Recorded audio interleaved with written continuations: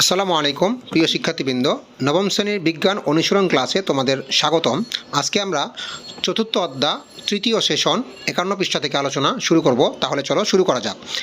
আগের সেশনের সূত্র ধরে শুরু করা যাক। আলোচনা হচ্ছিল পরিবেশ ও ভূমিরূপ নিয়ে। বলতে পারো পৃথিবীতে ভূমিরূপের এত বৈচিত্র্যের কারণ কি? বলতে পারো পৃথিবীতে ভূমিরূপের এত বৈচিত্র্যের কারণ কি? এই প্রশ্নের উত্তরটি আমরা লিখব।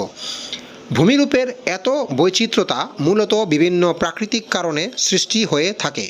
এমনকি মানুষের বিভিন্ন কার্যক্রমের কারণে এক ধরনের ভূমিরূপ পরিবর্তিত হয়ে অন্য ধরনের ভূমিরূপে রূপান্তরিত হতে পারে।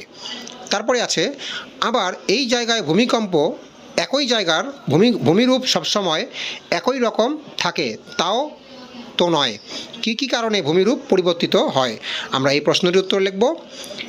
কী কী কারণে ভূমিরূপ পরিবর্তিত হয় তা হচ্ছে: 1 নম্বর ভূমি অভ্যন্তরস্থ প্রক্রিয়া, 2 নম্বর ভূবহিস্থ প্রক্রিয়া। তারপরে যা আছে অনুসন্ধানী পাঠ বই থেকে আগের মতোই দলে বসে বিভিন্ন ধরনের ভূমিকম্প সৃষ্টির প্রক্রিয়া সম্পর্কে জেনে নাও।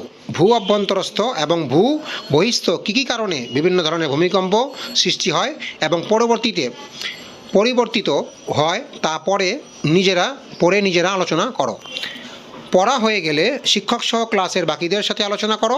ভূমিরূপ পরিবর্তনের প্রক্রিয়াগুলো বুঝতে অসুবিধা হলে শিক্ষকের সহায়তা নাও। তো বন্ধুরা, আজকে আমরা এই ভিডিওতে তৃতীয় সেশন নিয়ে আলোচনা করলাম। পরবর্তী ভিডিওতে আমরা 53 পৃষ্ঠা থেকে আলোচনা শুরু করব। পরবর্তী ভিডিও দেখার জন্য আমন্ত্রণ রইল। সেই পর্যন্ত ভালো থাকো, সুস্থ থাকো। ধন্যবাদ।